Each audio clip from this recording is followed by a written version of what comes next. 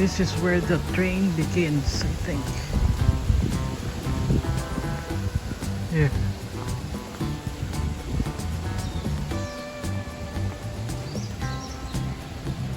That's where the train is.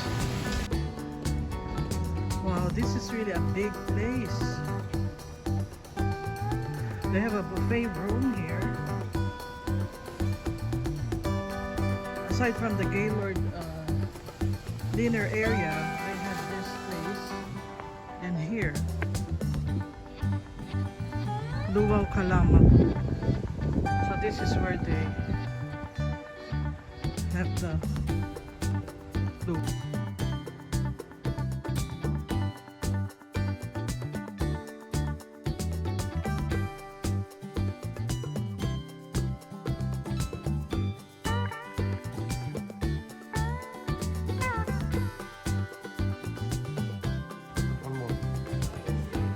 Little showery morning tour.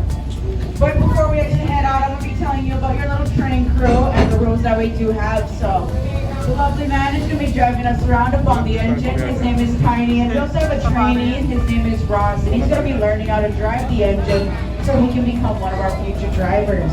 And the first rule that we do have is to please remain seated throughout the tour. We are constantly moving, and the train does tend to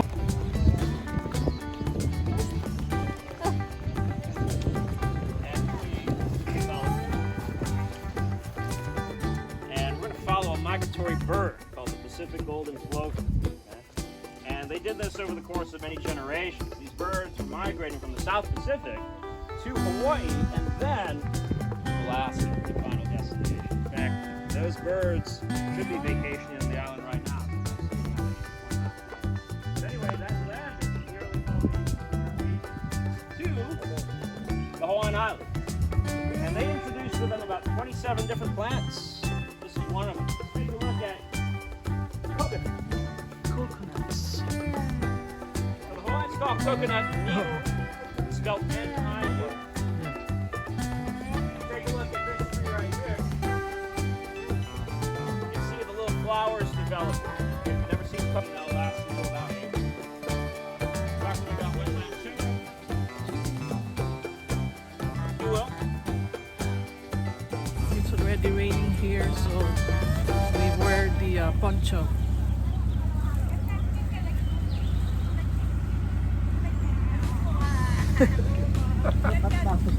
Ah.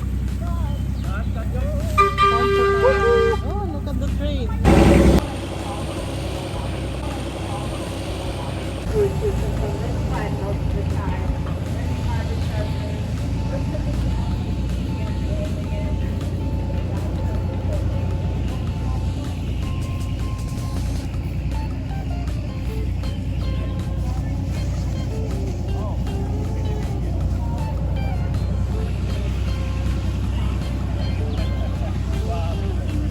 The early Polynesians back in 400 had a child. The child was a stillborn. They buried the child, and from that burial site came Kalo. All right. The second creation, man. All right. This is one story. There are many of the creation myth in Hawaiian. One. And so, man, you see, and then they'll allow everything to die. Right, because the apple snails are aquatic, right? Here's a big one right here, right in front of me. Right?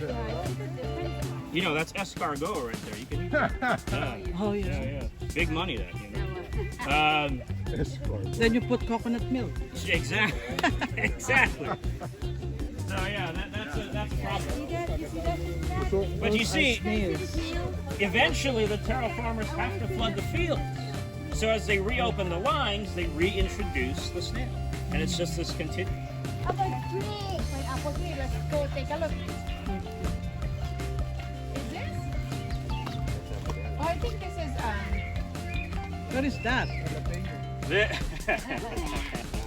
pineapple tree. This is a tree and subsequently a fruit referred to as Hala.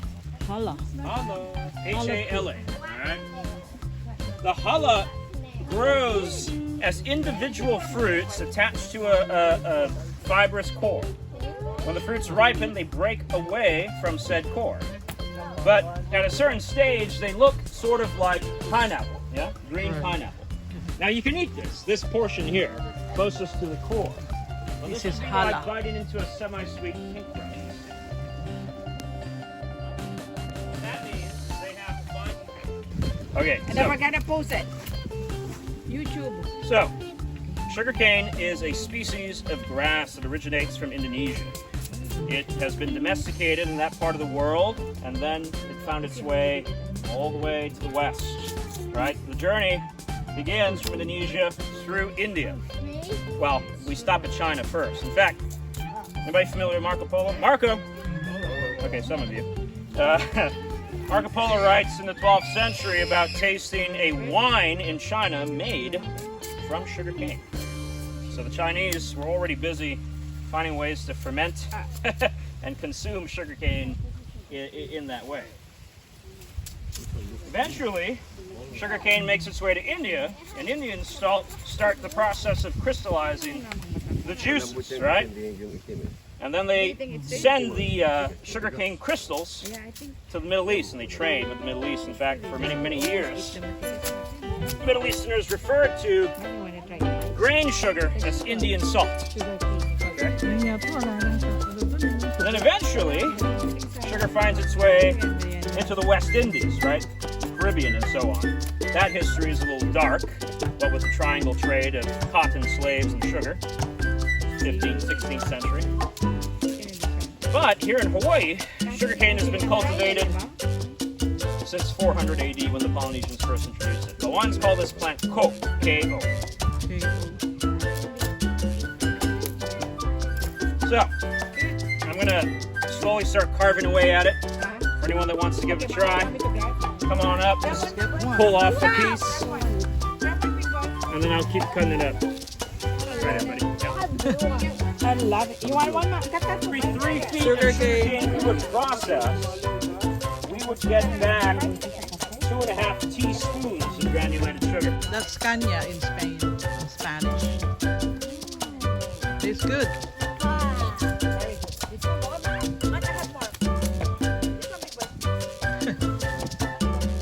The sugarcane was southern blush mango. The row after the sugarcane is Kaimana lychee. Oh, This row right lychee. here is something called long sut. Lungs. And this here is something called Kilohana. Most locals say this is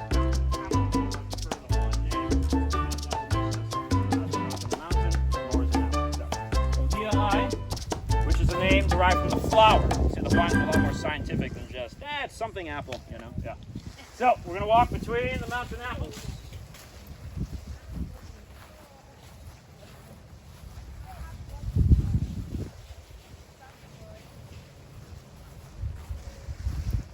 Another row of mangoes right here. This is Raposa mango. Oh, I love Raposa. Oh, very sweet. It melts in your mouth. Oh, it smells good. Wow. Is this kalachuchi? Oh. Ay, hindi kalachuchi. Rosal? Oh, jasmine. It smells good. From the gardenia. This is another row Oh, of gardenia. lychee. Gardenia. The pink lychee. Oh, this is the pink Is that no? You can eat it like you would corn on the cob. Yeah, you hold 2 sides and you just eat down the ribs, you know. So, what you want to look for, this is very important, is you want a star fruit that is orange in color. Okay? Orange. Oh, yeah, the star, right? Ninja star. Like they're made of. This is an anomaly that was discovered among. So this is Valencias are closer to your traditional juicing orange. Okay, mama. Tayo naman dalagita. Mandarin. You have mandarin too? Yes, we have 1 row of mandarin oranges. And we have. Makita niyo, hilera ng mga prutas. Wala. Hey, come on, boy. That's up to you. Hold it. No. Ako dito. Ayan na. Sabi na. No. Ikikiss ko lang. I'm just gonna kiss the ball. No, yeah. Oh, thank you. No. Ah, good girl. All of the stuff right here.